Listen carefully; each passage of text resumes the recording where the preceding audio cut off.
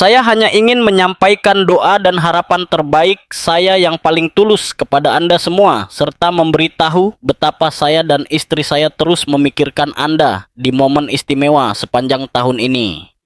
Kehidupan kerajaan seringkali tampak kokoh dan stabil dari luar, dibangun di atas kewajiban, tradisi, dan disiplin yang ketat. Namun, di balik dinding istana, ada sisi-sisi rapuh yang jarang diketahui atau benar-benar dipahami oleh publik.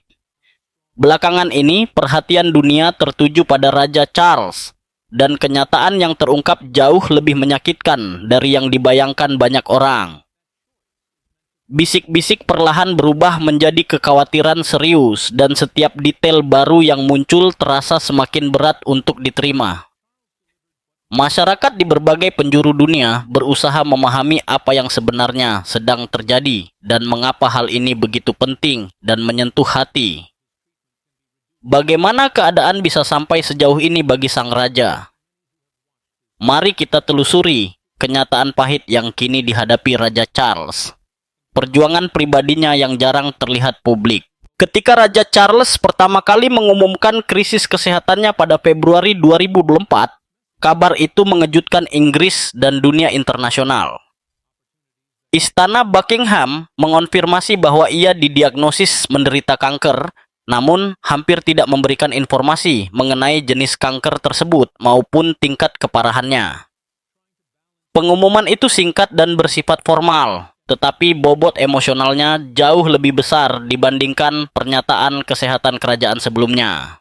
Di saat setiap detail tentang kondisi sang raja sangat berarti bagi jutaan orang, jenis kanker tersebut tetap dirahasiakan. Keheningan ini membuka ruang bagi kecemasan, spekulasi, dan kekhawatiran nyata tentang masa depan pemimpin negara tersebut. Banyak orang ingin mengetahui secara pasti penyakit apa yang sedang ia lawan. Kurangnya informasi ini membuat publik bertanya-tanya tentang kekuatan fisiknya dan apa yang akan terjadi ke depan. Ketidakpastian ini terasa menyayat hati karena menyentuh sisi kemanusiaan yang paling dalam. Masyarakat tidak hanya peduli pada institusi monarki, tetapi juga pada sosok manusia di pusatnya. Seorang ayah berusia 77 tahun dan seorang raja yang telah memikul beban kehidupan publik selama puluhan tahun.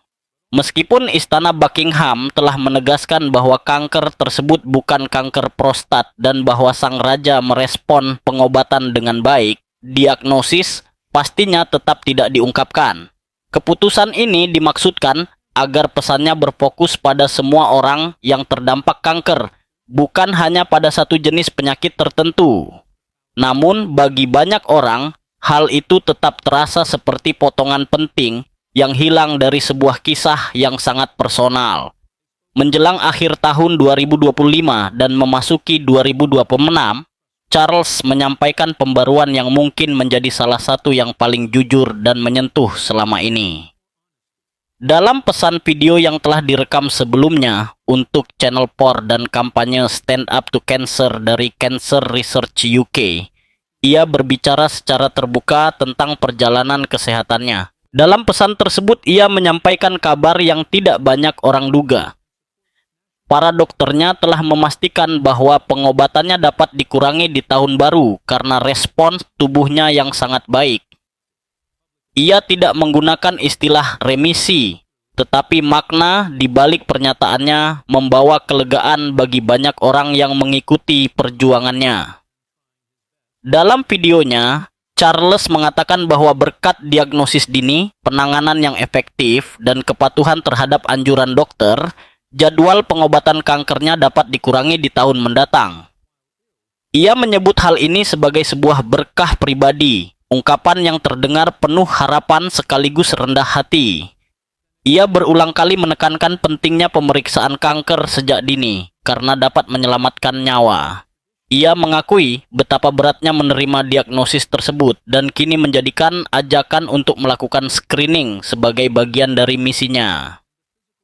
Pesan ini menunjukkan sisi rapuh dari seseorang yang selama hidupnya dikenal karena keteguhan dan pengabdian tanpa celah. Ia menggunakan pengalamannya sendiri untuk mendorong kesadaran kesehatan publik, mengingatkan bahwa jutaan orang di Inggris saat ini melewatkan kesempatan screening kesempatan yang bisa mendeteksi penyakit lebih awal dan mengubah hidup mereka. Bagi Charles, ini bukan sekadar pesan formal. Ini adalah sesuatu yang sangat pribadi. Ia masih memikul beban tersebut, masih menjalankan tugas, masih berbicara tentang perjuangannya di hadapan publik. Belum ada kemenangan akhir, belum ada penutup cerita.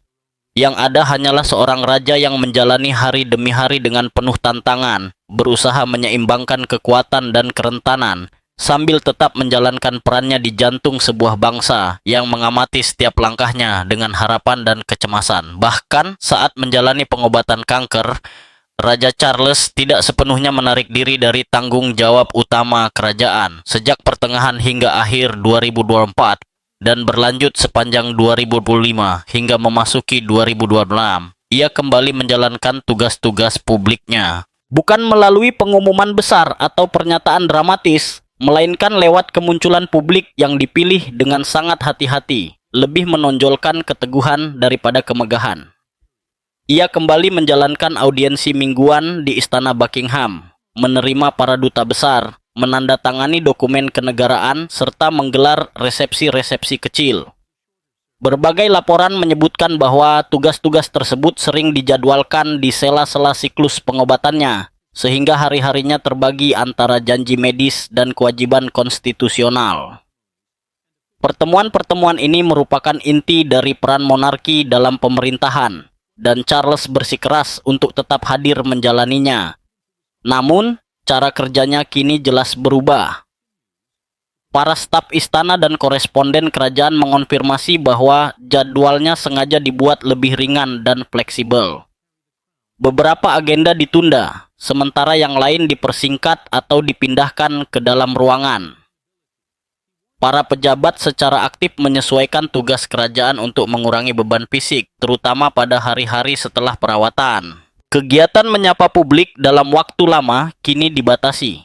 Perjalanan ke luar negeri direncanakan dengan kehati-hatian ekstra. Ini adalah monarki yang sedang belajar secara langsung bagaimana menyeimbangkan tradisi dengan kesehatan, serta bagaimana melindungi sang raja tanpa menghilangkannya dari pandangan publik. Meski dengan berbagai pembatasan tersebut ya, Charles tidak menarik diri dari diplomasi. Salah satu bukti paling jelas adalah rencana kunjungan kenegaraan ke Amerika Serikat pada April 2026 bersama Ratu Camilla.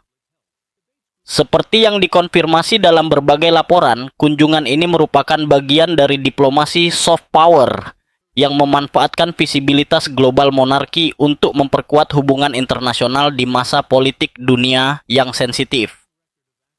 Perjalanan tersebut dirancang dengan masukan medis, disesuaikan dengan waktu istirahat dan upaya meminimalkan kelelahan.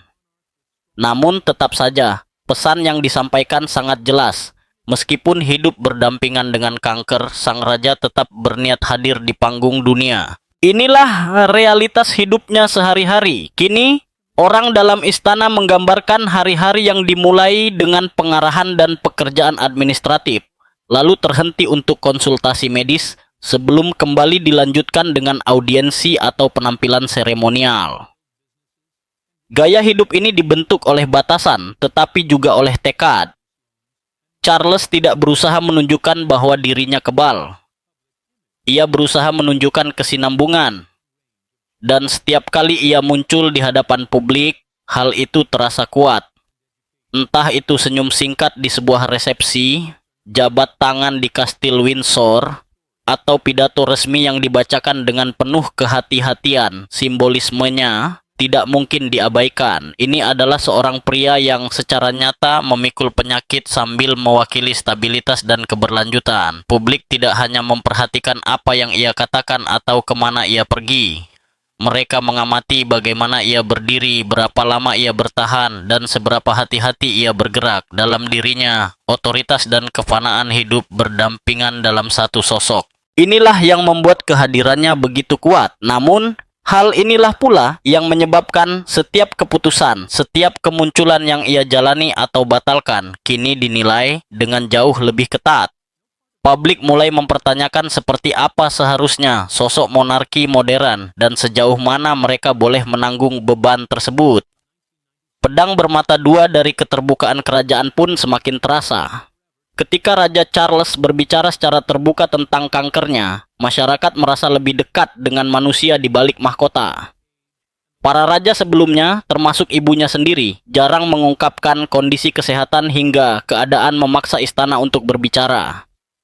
Charles memilih jalan yang berbeda. Ia membiarkan publik menyaksikan rasa takut, proses pengobatan, dan pemulihan secara langsung. Namun, keterbukaan ini tidak serta-merta memulihkan kepercayaan. Para pengamat mencatat bahwa, meskipun banyak yang menyambut transparansi tersebut, sebagian lainnya mempertanyakan di mana batasnya akan ditarik. Istana mengungkapkan bahwa ia mengidap kanker, tetapi tidak menyebutkan jenisnya. Mereka berbicara tentang pengurangan pengobatan, namun tidak tentang prognosis jangka panjang.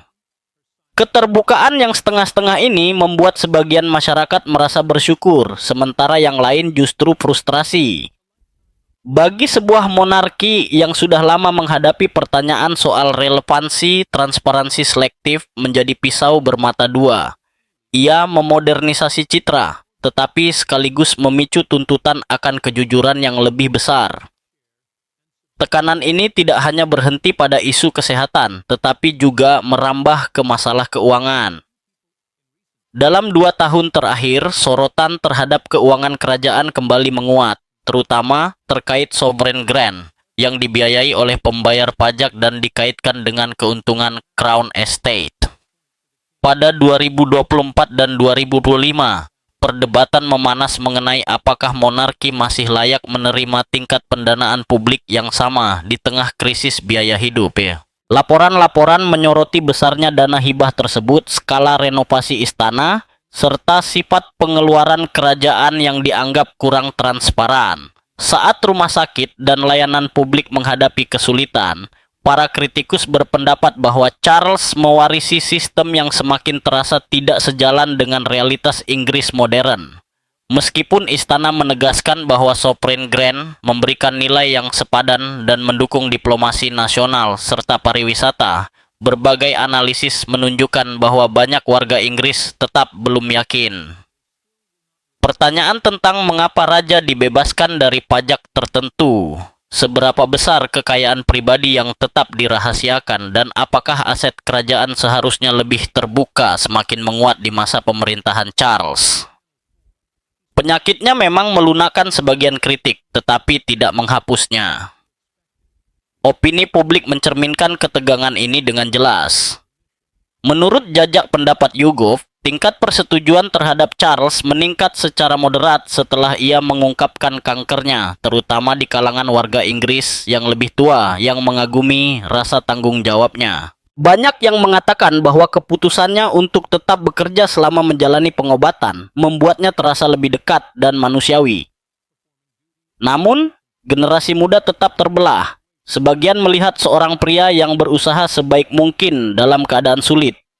Yang lain melihat simbol privilege yang masih terlindungi dari kenyataan pahit yang dihadapi orang biasa, menghadapi penyakit, pekerjaan, dan tekanan finansial secara bersamaan. Perpecahan ini terus muncul dalam berbagai komentar publik. Para pendukung memuji ketangguhan dan kepemimpinannya di tengah krisis pribadi yang mendalam. Para pengkritik berpendapat bahwa mendapatkan pujian karena tetap bekerja saat sakit lebih mudah ketika ada tim staf, dokter, dan keamanan finansial yang terjamin. Tindakan yang sama yang membuatnya terasa dekat bagi sebagian orang justru memperkuat kesan ketimpangan bagi yang lain. Maka Charles berada di posisi yang tidak nyaman. Ia lebih terlihat, lebih manusiawi, dan lebih terbuka dari yang diperkirakan banyak orang. Namun, ia juga memimpin sebuah institusi yang kini berada di bawah pengawasan paling ketat dalam sejarah modern. Kesehatannya memunculkan simpati, tetapi sekaligus menyeret monarki ke dalam sorotan baru, di mana emosi, uang, dan ekspektasi saling bertabrakan, dan setiap langkah dinilai bukan hanya berdasarkan tradisi, tetapi juga rasa keadilan. Relevansi monarki di tengah Inggris yang terus berubah menjadi pertanyaan besar. Di balik tembok istana, Raja Charles menjalani kehidupan yang dipenuhi rasa sakit yang sebenarnya sudah ada jauh sebelum diagnosis kanker. Bertahun-tahun sebelum tahun 2024, para pengamat kerajaan dan mantan staf istana telah lama membicarakan masalah punggung kronis yang dialaminya. Kondisi ini kerap dikaitkan dengan masa mudanya yang dihabiskan untuk bermain polo, menunggang kuda, serta tuntutan fisik dari kehidupan kerajaan. Upacara panjang yang mengharuskannya berdiri lama, rapat-rapat berjam-jam, dan perjalanan tanpa henti perlahan meninggalkan dampak pada tubuhnya. Hingga kini, nyeri punggung tersebut memengaruhi cara ia bergerak, berapa lama ia mampu berdiri, dan kualitas tidurnya di malam hari. Perawatan kanker justru memperberat keadaan, bukan meringankannya. Proses pengobatan sering membuatnya lelah, pegal, dan kaku, terutama pada pagi hari. Orang-orang terdekat istana menyebutkan bahwa beberapa hari dimulai dengan sangat perlahan. Ia melakukan peregangan, beristirahat, dan memulai pekerjaan dengan hati-hati, bukan dengan tergesa-gesa. Mengelola rasa sakit kini menjadi bagian dari rutinitas hariannya, sama seperti membaca laporan resmi atau bertemu para pejabat. Inilah sisi kehidupan kerajaan yang hampir tidak pernah dilihat publik. Kenyataan kesehatan ini juga menjelaskan salah satu detail kehidupan pribadinya yang paling sering dibicarakan. Sumber kerajaan menyebutkan bahwa Raja Charles dan Ratu Camilla tidur di kamar terpisah. Hal ini bukan karena adanya jarak emosional di antara mereka, melainkan demi kenyamanan dan kesehatan. Charles memiliki kamar sendiri dengan tempat tidur ganda yang diatur sesuai kebutuhan dan seleranya. Sementara Camilla juga memiliki kamar dengan tempat tidur ganda yang ditata sesuai keinginannya. Pengaturan ini memungkinkan keduanya untuk beristirahat dengan lebih baik, terutama saat Charles harus mengelola nyeri punggung dan dampak perawatan medis yang berkelanjutan. Banyak orang bereaksi berlebihan terhadap fakta ini. Padahal di kalangan pasangan lanjut usia dan keluarga aristokrat, hal tersebut bukanlah sesuatu yang aneh. Dalam konteks ini, keputusan tersebut sepenuhnya bersifat praktis. Charles membutuhkan ruang untuk menyesuaikan posisi tidur dan mengatasi ketidaknyamanan di malam hari, sementara Camilla mempertahankan rutinitasnya sendiri. Mereka berbagi hari dan tanggung jawab, namun memberi ruang satu sama lain ketika waktu istirahat dibutuhkan. Hal ini mencerminkan saling pengertian. Setelah puluhan tahun berada di bawah tekanan publik melalui pernikahan pertama yang penuh luka, serta bertahun-tahun kritik sebelum hubungan mereka diterima, Charles dan Camilla kini menjalani kehidupan dengan dukungan yang tenang, bukan dengan gestur berlebihan. Kemitraan mereka dibentuk oleh usia, kesehatan, dan perjalanan panjang yang telah mereka lalui bersama. Kenyataan pribadi ini menambahkan lapisan emosional lain pada kisah Charles. Ia adalah seorang pria yang menua, berhadapan dengan rasa sakit, kebutuhan akan istirahat, dan berbagai keterbatasan jauh dari sorotan kamera. Ketika kenyataan ini disandingkan dengan mahkota yang ia tunggu sepanjang hidupnya, muncullah pertanyaan mendasar tentang apa arti sebenarnya memulai sebuah pemerintahan di usia yang begitu lanjut. Sebuah pemerintahan yang ditentukan oleh kewajiban setelah penantian terpanjang. Raja Charles tidak perlahan tumbuh ke dalam peran sebagai raja. Ia menunggunya hampir sepanjang hidupnya. Saat ia naik takhta pada September 2022, usianya sudah 73 tahun. Menjadikannya orang tertua yang pernah naik ke takhta Inggris. Selama lebih dari 7 dekade, ia hidup sebagai pewaris takhta, lebih lama dibandingkan siapapun dalam sejarah kerajaan. Sejak kecil, masa depannya telah ditentukan. Setiap peran yang ia jalani, setiap pidato yang ia sampaikan, dan setiap isu yang ia dukung selalu dibentuk oleh kesadaran bahwa suatu hari tanggung jawab tertinggi itu akan sepenuhnya berada di pundaknya. Beban tersebut membentuk dirinya lebih dalam dari yang banyak orang sadari. Sebagai Pangeran Wales, ia menghabiskan puluhan tahun mempersiapkan diri, sering kali berada di bawah bayang-bayang ibunya, Ratu Elizabeth II, yang memerintah selama 70 tahun dan menjadi simbol stabilitas bagi beberapa generasi. Banyak yang meragukan apakah Charles akan mampu keluar dari bayang-bayang tersebut. Ada pula yang mempertanyakan apakah monarki masih membutuhkan dirinya ketika giliran itu akhirnya tiba. Namun ketika saatnya datang, tidak ada masa transisi yang lembut. Ia menjadi raja sambil berduka atas kepergian ibunya, menghadapi masyarakat yang terbelah, dan tak lama kemudian harus berjuang melawan penyakit serius. Penobatannya pada Mei 2023 mencerminkan kompleksitas momen tersebut. Upacara itu mengikuti tradisi kuno yang digelar di Westminster Abbey, lengkap dengan ritual berusia ratusan tahun, minyak suci, dan atribut kerajaan. Namun di saat yang sama, terdapat sentuhan modern. Prosesi dibuat lebih singkat dan ada upaya untuk mencerminkan keberagaman keyakinan serta komunitas. Tujuannya adalah menghormati masa lalu tanpa mengabaikan masa kini. Meski demikian, bayang-bayang warisan ibunya terasa di setiap detik. Perbandingan tak terelakkan, ini adalah sebuah kelanjutan yang syarat dengan ekspektasi besar. Sejak saat itu, Charles berfokus pada hal yang paling ia pahami, hadir dan menjalankan tugas. Terlepas dari tantangan kesehatan, ia terus melaksanakan pekerjaan sehari-hari monarki. Ia mengadakan audiensi dengan Perdana Menteri, menandatangani dokumen resmi, menganugerahkan penghargaan, serta menghadiri acara peringatan, upacara kenegaraan, dan layanan resmi lainnya. Momen-momen ini mungkin terlihat biasa, tetapi secara keseluruhan, merekalah yang menjadi tulang punggung monarki konstitusional. Hal yang paling menonjol dari diri Charles adalah keteguhannya pada kewajiban. Meski perawatan medis memaksa perubahan besar dalam jadwalnya, ia memilih untuk tetap hadir daripada mundur. Ia tidak berusaha mengubah peran raja secara drastis. Sebaliknya, ia justru semakin berpegang pada tanggung jawab. Mungkin karena ia menyadari bahwa waktu bukan lagi sesuatu yang bisa dianggap remeh. Pemerintahannya bukan tentang ambisi pribadi, melainkan tentang pengabdian. Sebuah pengabdian yang dijalani di usia senja, di bawah tekanan, dan dengan kesadaran tenang bahwa setiap kemunculan publik kini memiliki makna yang lebih besar. Seiring ia terus menjalankan tugas-tugas tersebut, pertanyaan publik semakin menguat. Raja seperti apa yang sebenarnya diinginkan Inggris saat ini, dan apakah tradisi semata cukup untuk membawa mahkota ke masa depan? Jauh sebelum menjadi raja, Charles sudah dikenal sebagai sosok yang sangat peduli pada masa depan planet ini. Sejak muda dan kemudian sebagai Pangeran Wales, ia secara terbuka berbicara tentang perubahan iklim, pertanian organik, kesehatan tanah, dan keberlanjutan.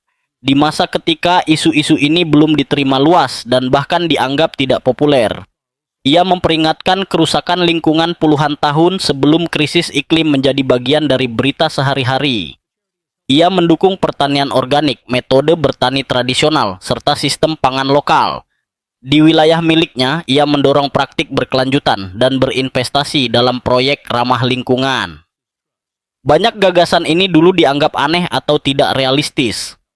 Namun bertahun-tahun kemudian, ide-ide tersebut justru menjadi arus utama. Charles tidak hanya berbicara tentang lingkungan, ia bertindak nyata.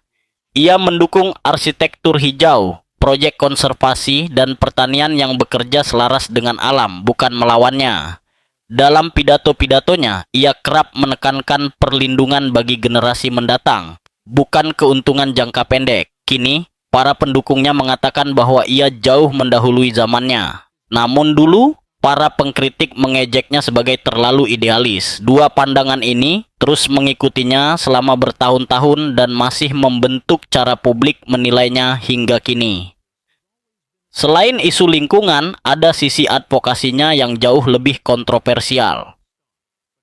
Charles sejak lama menunjukkan ketertarikan pada pengobatan alternatif, termasuk homeopati dan terapi kesehatan non-konvensional. Saat masih menjadi Pangeran Wales, ia mendukung kelompok-kelompok yang mempromosikan metode ini dan mengkritik ketergantungan berlebihan pada pengobatan konvensional. Para ahli medis dan ilmuwan menentang pandangan tersebut dengan keras. Banyak yang memperingatkan bahwa sikap itu dapat membingungkan masyarakat atau merusak kepercayaan terhadap layanan kesehatan berbasis bukti ilmiah. Perdebatan semakin memanas ketika Charles diketahui menulis surat kepada para menteri pemerintah untuk menyampaikan pandangannya tentang kebijakan kesehatan. Pandangan ini menempatkannya dalam posisi sulit. Keluarga kerajaan diharapkan tetap netral, terutama dalam isu kesehatan publik. Para pengkritik menilai keterlibatannya telah melewati batas, sementara para pendukung berpendapat bahwa ia hanya mendorong pilihan dan diskusi. Apapun penilaiannya, hal ini memperkuat citra Charles sebagai sosok yang sulit diam ketika ia memiliki keyakinan kuat. Kini, sebagai raja, ia jauh lebih berhati-hati.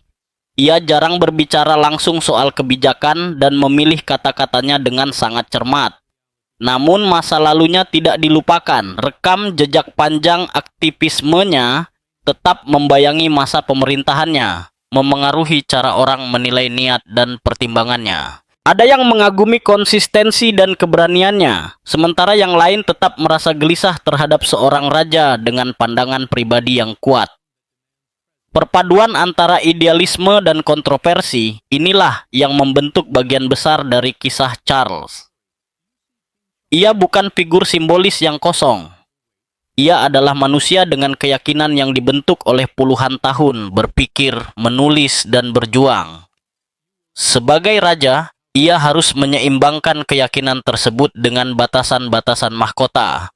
Dan keseimbangan inilah yang terus menguji sejauh mana seorang monarki modern dapat melangkah sebelum kepercayaan publik kembali goyah, menyeimbangkan kewajiban keluarga dan monarki modern. Jika ada satu hal dalam hidup Raja Charles yang tetap konsisten di tengah puluhan tahun perubahan, itu adalah komitmennya terhadap pelayanan. Jauh sebelum menjadi raja, ia telah mencurahkan banyak energinya untuk membantu mereka yang sering terabaikan. Pada tahun 1976, saat masih muda, ia mendirikan The Prince's Trust dengan menggunakan uang pesangon dari Dinas Angkatan Lautnya sendiri. Saat itu, tingkat pengangguran kaum muda di Inggris sangat tinggi, dan banyak anak muda merasa tertutup dari peluang hidup yang layak. Charles melihat masalah ini secara langsung dan memutuskan untuk bertindak. The Prince's Trust dirancang untuk membekali kaum muda dengan keterampilan, pendanaan, dan kepercayaan diri.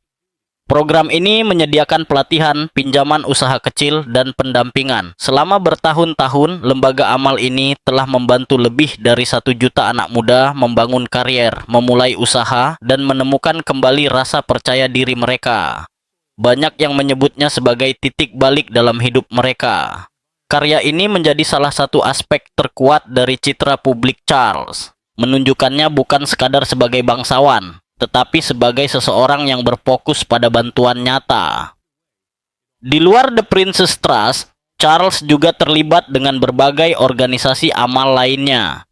Ia menjadi pelindung bagi lembaga yang mendukung kesehatan mental, veteran, komunitas pedesaan, tenaga kesehatan, dan pendidikan. Ia juga mendukung organisasi yang bergerak di bidang tunawisma, konservasi, dan pembangunan komunitas. Keterlibatan ini bukan sekadar formalitas. Para pengamat kerajaan menyebut bahwa ia sering meluangkan waktu untuk bertemu langsung dengan orang-orang di lapangan, mendengarkan kisah mereka dan memahami bagaimana pekerjaan itu benar-benar dijalankan. Ketika ia menjadi raja, banyak peran tersebut berubah. Sebagian dialihkan, sebagian ditinjau ulang.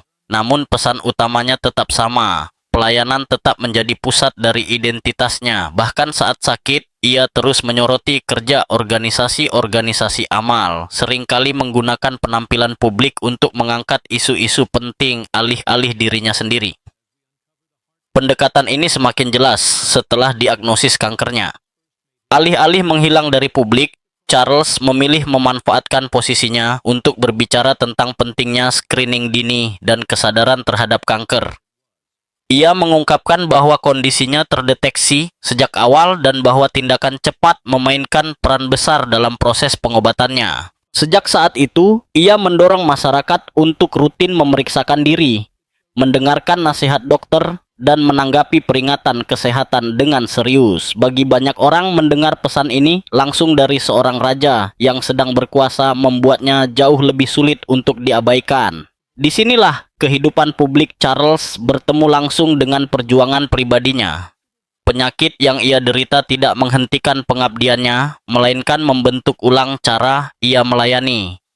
Dengan berbicara secara terbuka, ia mengubah tantangan pribadi menjadi pesan publik yang bertujuan menyelamatkan nyawa.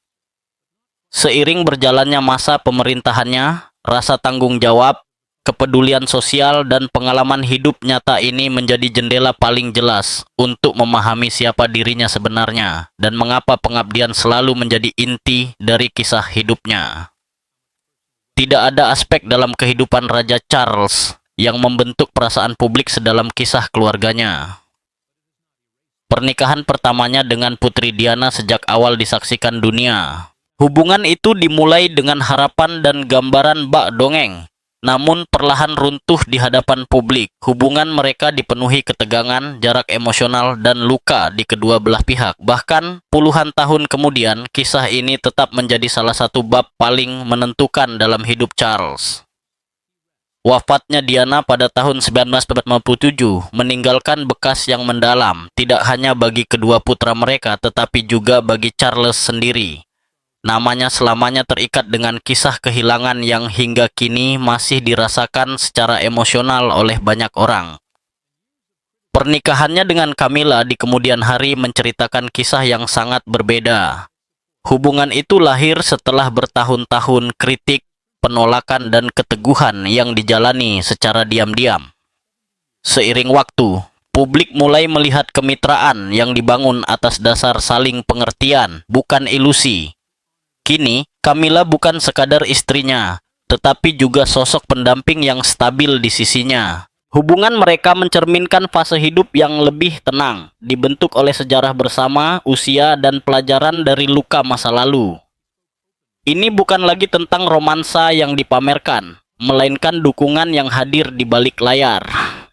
Dalam beberapa tahun terakhir, masalah kesehatan di dalam keluarga kerajaan menambah lapisan emosional yang berat. Ketika diketahui bahwa Putri Catherine, Putri Wales, juga menjalani perawatan kanker, dampaknya terasa langsung dan sangat mendalam. Penyakit tidak lagi hanya menimpa satu figur senior di puncak monarki, tetapi kini memengaruhi berbagai generasi dalam keluarga yang sama secara bersamaan.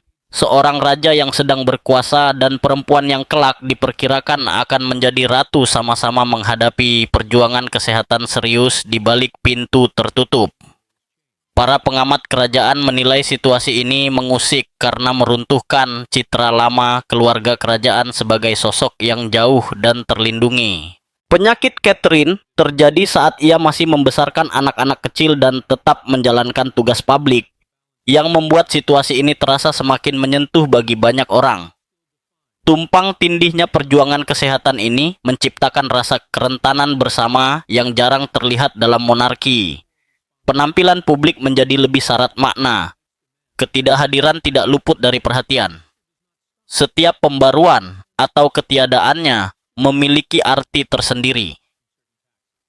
Keluarga kerajaan dituntut untuk tetap memancarkan ketenangan dan kesinambungan, bahkan ketika mereka harus menjalani kunjungan rumah sakit, jadwal perawatan, dan kekhawatiran pribadi. Hal ini menunjukkan betapa rapuhnya keseimbangan antara kewajiban dan realitas manusiawi. Semua ini berlangsung di bawah bayang-bayang panjang Ratu Elizabeth II. Masa pemerintahannya masih menjadi tolok ukur tentang seperti apa seorang raja seharusnya bersikap. Rasa tanggung jawabnya, keheningannya dalam menghadapi kesulitan, dan konsistensinya tetap menjadi standar pembanding bagi Charles. Namun, Charles hidup di dunia yang berbeda, dunia yang menuntut keterbukaan, emosi, dan penjelasan. Ia memikul warisan ibunya sambil berusaha menyesuaikannya dengan harapan zaman modern. Inilah beban yang ia tanggung setiap hari, persiapan seumur hidup, sejarah keluarga yang penuh cinta dan kehilangan, tubuh yang diuji oleh rasa sakit, serta mahkota yang menuntut kehadiran, bahkan ketika kekuatan diuji. Realitas hidupnya adalah tentang ketahanan, tanggung jawab, dan harga yang harus dibayar ketika rasa sakit pribadi pun menjadi bagian dari kisah publik yang tak pernah benar-benar berhenti.